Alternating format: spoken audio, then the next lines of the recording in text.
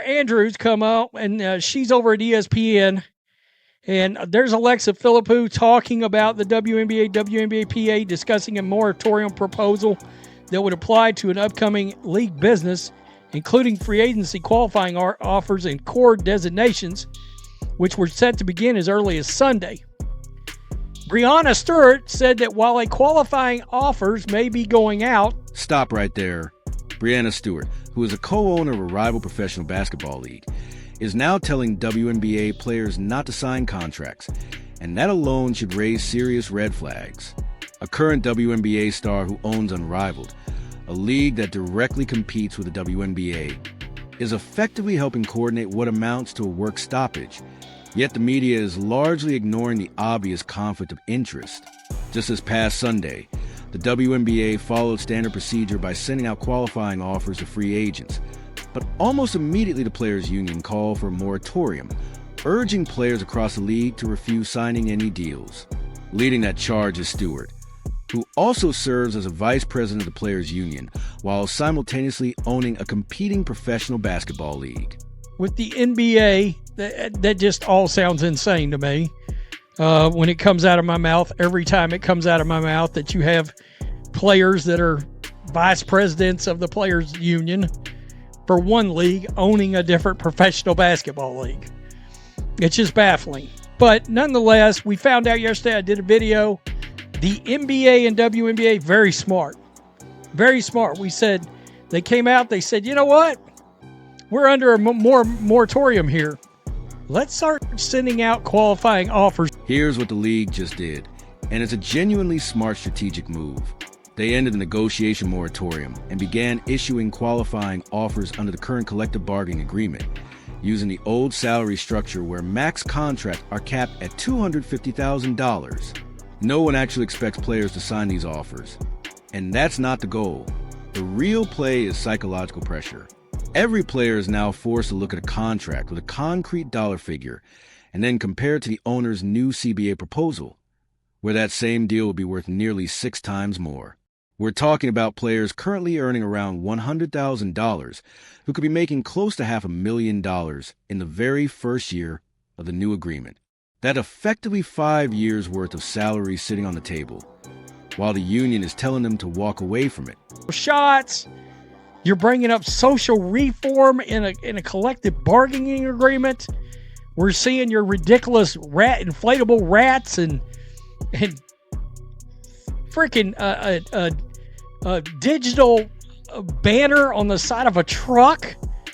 And it's starting to feel like low-budget AA baseball shit out there by the players' union. It's like, okay, come on.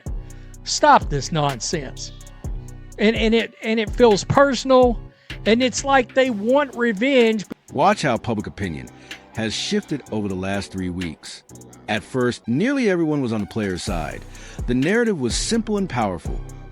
Women athletes deserve equal pay. The league is finally generating revenue, and it's time for them to get their share. That story worked for about 10 days. Then the inflatable rat appeared, followed by a digital billboard mounted on a truck circling Manhattan. Soon after, the players' union began posting on social media in ways that felt less like labor negotiations and more like a personal vendetta.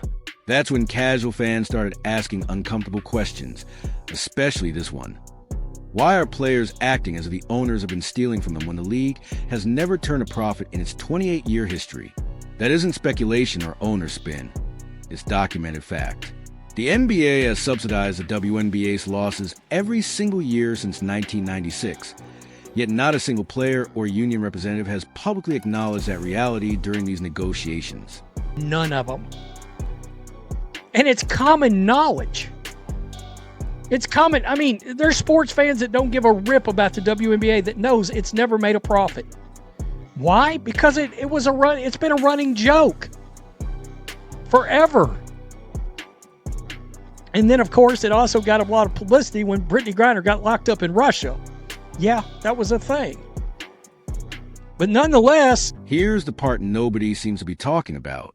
Everyone knows the WNBA has never been profitable. Even sports fans who don't follow women's basketball are aware of it, as it's been a running joke in sports media for decades. The league didn't receive sustained mainstream attention until Brittany Griner was detained in Russia in February 2022, and even then, much of the coverage focused on why she was playing overseas in the first place. The answer was simple: WNBA salaries weren't enough to live on. But now, real money is finally on the table. The owners have proposed a deal that would raise maximum salaries from $250,000 to $1.2 million by the end of the contract, a nearly 600% increase for top players. For mid-tier players, salaries would jump 8 to 9 times their current levels. This isn't a marginal raise or symbolic progress. It's genuinely life-changing money. Making them think about money and the increase in money. That's all they've talked about. We want new money. We want more money. Well, more money, and a lot more of it's on the table. Right here, I put this up this morning. How long before the WNBA players start chewing their own legs off, trying to get off a sinking ship? You've got a lot of women turning down a lot of money. $2 million by the end of the new CBA is a lot of bread just laying there to be picked up, and that's the whole thing. The money is now officially, because it's been offered. Think about what this money actually means for the average WNBA player. Not Caitlin Clark, not Aya Wilson, not Sabrina Ionesco, but the 6 through 11 players on a roster, the ones without shoe deals or national endorsements, living in $2,500 a month apartments, and playing overseas every winter just to make ends meet. Under the new CBA, these players could buy homes, gain true financial stability for the first time in their careers, and finally rest their bodies instead of flying to Turkey, Russia, or Australia every offseason. The difference between the current deal and this offer is literally the difference between renting and owning, between constant financial stress and security.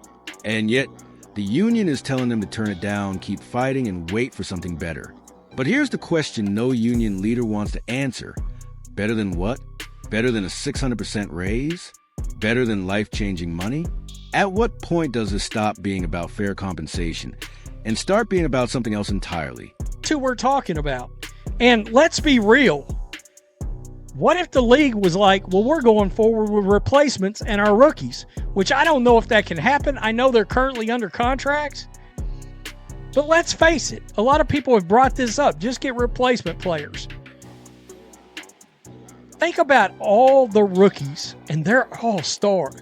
Like, much of the stardom in this league, almost all of it, is people on rookie contracts. Think about that a minute. I mean, Rickea Jackson, Sonia Centra, Paige Beckers, Caitlin Clark, Angel Reese, Aaliyah Boston. A ton of players.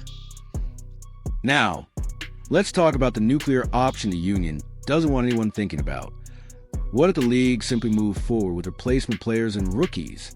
Consider who's actually driving viewership in the WNBA right now. Caitlin Clark is on a rookie contract, Aya Wilson on a rookie deal, Rickea Jackson on a rookie contract, and Cameron Brink was on a rookie deal before her injury. Almost all the recent surge in ratings, attendance, and media coverage came from first and second-year players. The league could field entire rosters of rookies and recent draft picks, adding a few overseas or G League players as replacements, and the ratings would barely budge. Matchups that casual fans actually want to watch, Caitlin Clark versus Paige Becker, or Clark versus Camila Cardosa, would still happen, all on rookie deals. The games that matter most to fans don't require a single veteran making over $200,000. Not going to look much different at all. I'd be willing to bet they would look no different. Oh, I'm tuning in for Caitlin Clark versus Paige Beckers. I'm tuning in for Caitlin Clark versus Sonia Centron. That's still all on the table. Angel Reese is out. You get my point I'm trying to make. It's the veteran players that are the long-term back-end veteran players that are screwing this all up. Here's what makes the situation so precarious for the union. The veteran players, the ones who've been in the league 8, 10, 12 years, are pushing hardest for this work stoppage. They feel they've been underpaid for years, and they're not wrong. But they're also not the reason anyone's tuning in anymore. The league doesn't need Breanna Stewart to draw viewers. It needs Caitlin Clark. It doesn't need Diana Taurasi. It needs Aya Wilson and Paige Buckets. In the past 12 months, the entire power dynamic has shifted. Yet the veterans haven't adjusted their strategy to match this new reality. That's why sending out those qualifying offers was such a brilliant move. Now every player has to make an individual calculation. Do I stand in solidarity with veterans fighting for principles I agree with, or do I sign a contract that could immediately transform my financial life? Wow, this was such a smart move. I mean, the league's not dumb. They know these players are not going to sign those qualifying offers, but it gets the players to thinking about their money. Their money and where they want to go. And I've seen people go, oh, well, there might be a 3-week off season and it'll be exciting. Really? I mean, the way this league's run, you need all the time you can get. Again, how many times have I talked about how Bush League some of these telecasts look? And I'm tuning into some Atlanta Dream game, and it's like, am I watching single A rookie baseball with the quality of this broadcast? And just there's all kinds of things this league needs as much time to get together and do professionally as possible. Tell me what you think. Peace. I'm out. Till next time. Let's zoom out and look at what's really happening. The WNBA owners have put a historic offer on the table. 600% salary increases for top players, massive improvements for mid-tier players, better travel, better facilities, basically better everything. It's not perfect, but it's substantial. And yet, the Players' Union has responded by escalating tactics instead of negotiating the details. They want to talk about social reform initiatives in the CBA, relitigate decades of perceived disrespect, and demand apologies for past underinvestment during years of league losses. These might be valid feelings, but they're not bargaining positions. You can't negotiate retroactive respect. The inflatable with qualifying offers sitting in inboxes, everyone will soon see how solid that unity really is. How long before the first player breaks rank? How long before someone decides $500,000 in hand is worth more than solidarity with veterans fighting battles from another era? Once that dam breaks, the whole strategy collapses.